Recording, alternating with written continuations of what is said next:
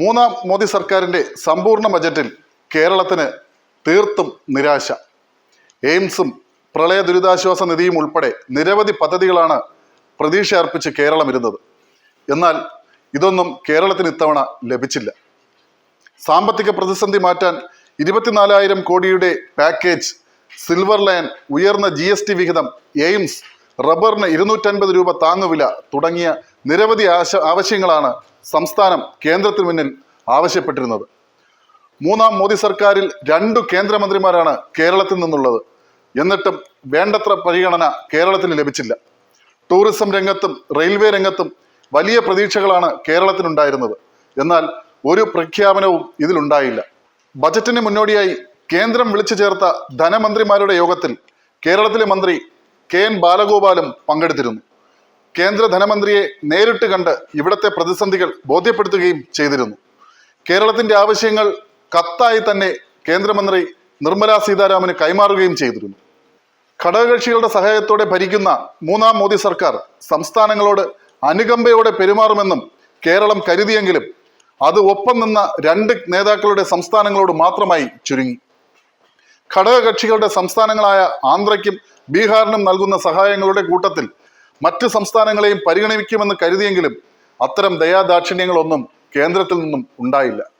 Silver line പദ്ധതിക്ക് അനുമതി നൽകണമെന്ന് സംസ്ഥാനം നൽകിയ കത്തിൽ നിർമ്മല സീതാരാമനോട് ആവശ്യപ്പെട്ടിരുന്നു. എന്നാൽ ഇത് സംബന്ധിച്ച് യാതൊരു പ്രഖ്യാപനവും ഉണ്ടായില്ല. പദ്ധതിയുമായി തൽക്കാലം മുന്നോട്ടില്ലെന്നും കേരളത്തിന് ഒറ്റയ്ക്ക് മുന്നോട്ട് പോകാനില്ലെന്നും കഴിഞ്ഞ ജൂലൈയിൽ മുഖ്യമന്ത്രി പിണറായി വിജയൻ തന്നെ വ്യക്തമാക്കിയിരുന്നു. പദ്ധതിയിൽ നിന്ന് പിന്നോട്ട് പോകുന്നുവെന്ന സൂചനയാണ് ഇത് വിലയിരുത്തപ്പെട്ടത്. എന്നാൽ മൂന്നാം മോദി സർക്കാരിന്റെ ആദ്യ ബജറ്റിൽ സിൽവർ ലൈൻ പരിഗണിക്കണമെന്ന് സംസ്ഥാനം രേഖാമൂലം ആവശ്യപ്പെട്ടത് പദ്ധതി സജീവമാക്കാനുള്ള ശ്രമത്തിന്റെ ഭാഗമായിട്ടായിരുന്നു.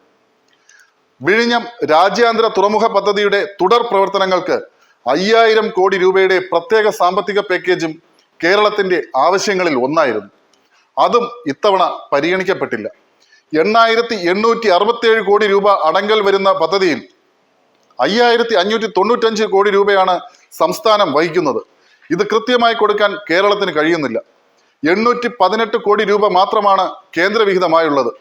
കോഴിക്കോടിനെയും വയനാടിനെയും ബന്ധിപ്പിക്കുന്ന തുരങ്കപാത, റെയിൽവേ സംവിധാനങ്ങളുടെ നവീകരണം, എയിംസ്, റബ്ബറിന്റെ താങ്ങുവില ഉയർത്തൽ എന്നിവയും കേരളം ആവശ്യപ്പെട്ട പട്ടികയിൽ ഉണ്ടായിരുന്നെങ്കിലും നിരാശയായിരുന്നു ഫലം. 24,000 കോടി രൂപയുടെ പ്രത്യേക സാമ്പത്തിക പാക്കേജ് ആയിരുന്നു കേരളത്തിന്റെ മുഖ്യ ആവശ്യം.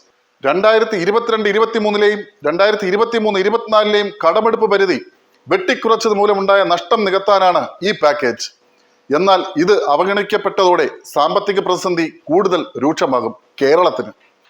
ഇതിനു പുറമെ ധനകാര്യ കമ്മീഷൻ ഗ്രാന്റിലെയും റവന്യൂ കമ്മി നികത്തൽ ഗ്രാന്റിലെയും കുറവും പരിഹരിക്കണമെന്ന് കേരളം ആവശ്യപ്പെട്ടിരുന്നു.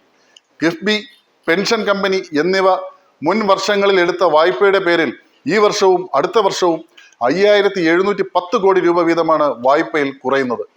ദേശീയപാത വികസനത്തിന് ആവശ്യമായ ഭൂമി ഏറ്റെടുക്കലിന്റെ ചെലവിന് 25% 6,000 കോടി രൂപയും സംസ്ഥാനം നൽകേണ്ടി വരുന്നു. ഇവയെല്ലാം പരിഹരിക്കാനാണ് 24,000 കോടി രൂപയുടെ പാക്കേജ് കേരളം ആവശ്യപ്പെട്ടത്. എന്നാൽ കേന്ദ്ര ബജറ്റിൽ ഇതൊന്നും പരിഗണിച്ചില്ലെന്ന് മാത്രമല്ല, ആശ്വാസ പദ്ധതികളൊന്നും പ്രഖ്യാപിച്ചിട്ടില്ലെന്നതാണ് വസ്തുത.